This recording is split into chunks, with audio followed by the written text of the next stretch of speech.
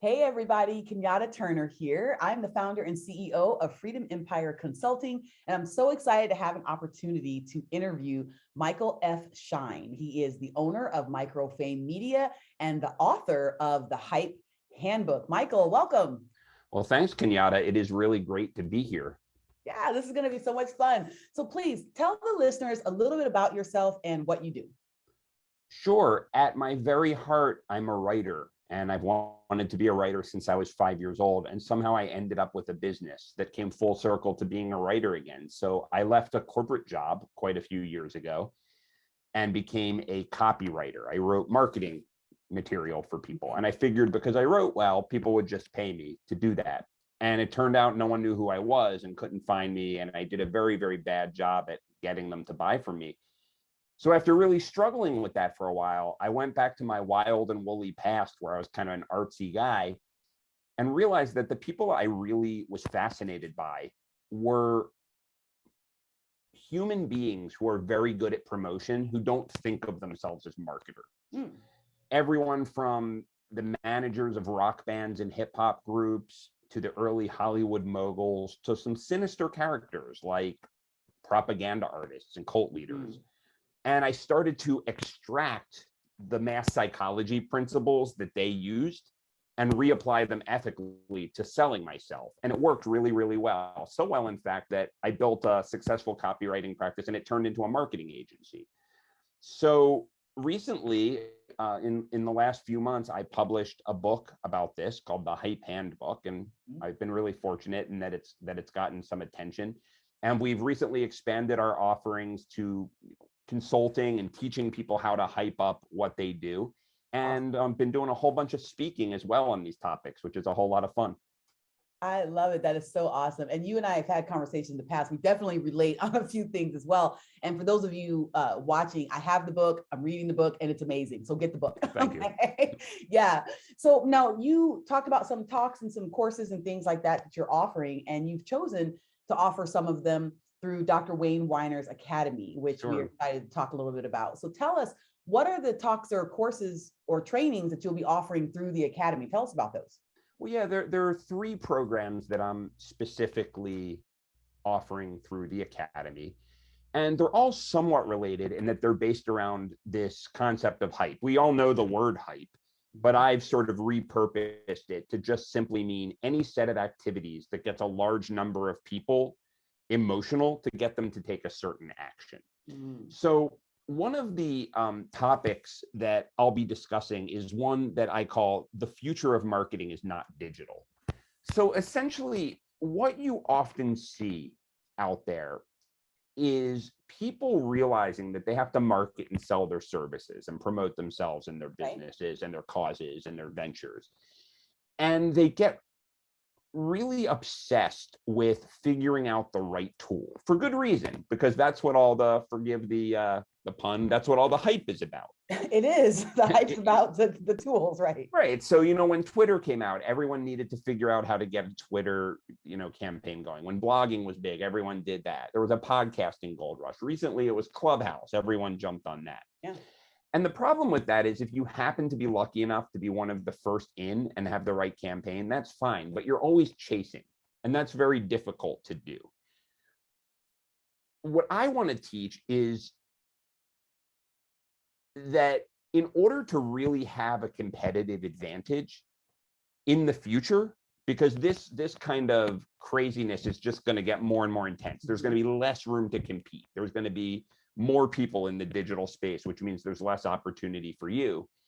But if you can master the deep principles of mass psychology that get people to behave in certain ways, almost as if you're pushing a button to take the actions you want them to take, right, then you can then go and pick the digital technology or any kind of technology that makes that happen for you. So the people in the future who are really going to be successful in attracting attention to themselves and doing it for a purpose, such as making money, getting followers, making a cause, get traction, are those who understand this mass psychology that I call hype.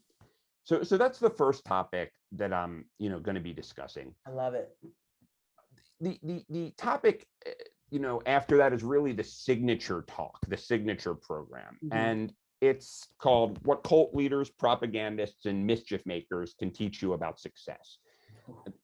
So that's the program that really comes pretty directly out of the book, the Hype Handbook, which was published by McGraw-Hill, that I wrote. And it's going deeper on those concepts. So the idea is that I have studied hundreds, maybe thousands of these people I'm calling hype artists, and they're very, very different. I looked at fantastic human beings like Martin Luther King. I looked at self-motivated, self-interested business people who are pretty ethical, like Richard Branson. And I looked at some awful, awful people like, dictators. And what I wanted to see is what they do to get large number of people to follow their ideas. Is it all over the map? Because if it is, there's nothing to learn. Right. But if there are commonalities between how they get people to do what they do, if you strip the content away, then we can use that ethically to make things happen. And there very much are. There are 12 principles that you see over and over and over again that can be learned and can be implemented in a very replicatable way. So I'll be teaching those principles, and I'll also be teaching how we can make sure we're always using those principles to make the world a better place, and how we can protect ourselves against people who use them in a malevolent way. Yeah, using it for good instead of evil.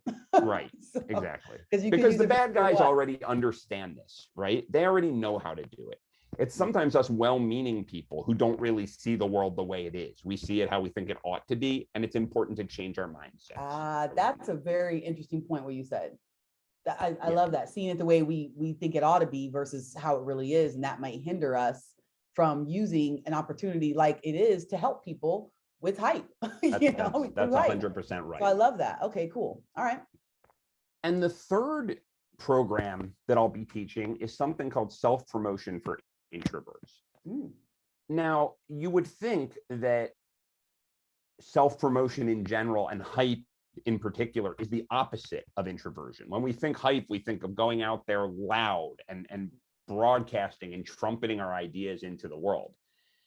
But what you'll realize is, if there's one trait that really effective self-promoters, especially those who aren't in the mainstream, right, of standard business school marketing, is that they're really, really good at flipping their weaknesses into strengths. And sometimes they realize that weaknesses and strengths are two sides of the same coin. Yeah, they absolutely are. Yeah. So if you look at people like Edison or Andy Warhol, they were very introverted people who used their introversion to create a persona around them. And what you'll find is there's a surprisingly large number of people who are introverted, who are some of the best self-promoters in the world. And I realized that some of the people who have the hardest time with marketing and self-promotion are introverted people, because it seems really painful to them to go and talk themselves up. So I wanted to offer something for those people who think they can't self-promote, and show them that actually they have some of the tools that are the most suited to self-promoting. So I teach them that, I build the case for it, and then I lay out a blueprint that they can immediately go use. Very cool. Wow. All three of those are amazing. And thank you. I want to take them all. Well, And I'm welcome. I'm not an introverted person. I hope to see you there. but I understand the how you said they can be the same sides of a coin, because your powers, I like to say your powers overplayed can be a struggle and then can become a weakness. So how do you turn them, and use them as you need to for what you need to use them for, whatever those innate traits are. So I love that. I love it. I love it. That's very cool. So I'm excited about what you're offering through the Academy, and I want to be in your classes. So hope to see you there. Yeah. So let me ask you this then. So you could offer these, and probably do offer these talks and these, these courses anywhere you want to, but you've also chosen to partner up with Dr. Weiner's Academy. So tell us, why did you choose to offer them through this Academy? Well, soon after my book came out, I got a random email from a gentleman named Dr. Wayne Weiner. And I get a lot of emails, and I always try to answer emails from people who like my work. And he was one of them, and he spoke very highly about the book, but I had no idea who he was. But I liked the email, so I asked him if he wanted to have a conversation. And when I got on the phone with him, I realized he was one of the smartest, most accomplished people I had seen in a long time. I mean, he works with Dr. Fauci for the NIH. He started all kinds of programs that have been very, very successful. He's just kind of lived this life of doing what's interesting to him and helping people and doing really well at it. Right.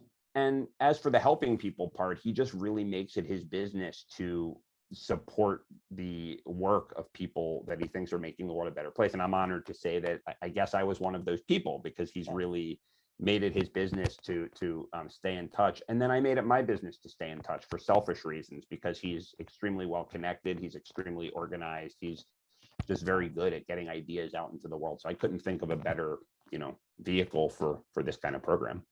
Excellent. Excellent. He's a great person to be a partner with. I agree with that. I can imagine you getting this email from Dr. Weiner, like, who is this guy? You're like, oh, now I know who this guy is when you have a conversation with them. That's amazing. Because he's a behind the scenes kind of guy. You know what I mean? I mean, he's one of these people behind the people in many, many different capacities. So I'd love him to be the person behind this person. That'd be really useful for me in a very selfish way. Yeah.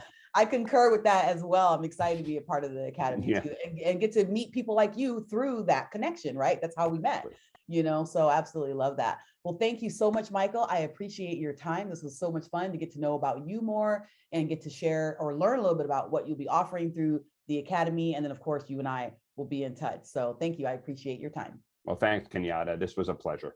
All right. Talk to you soon. Bye.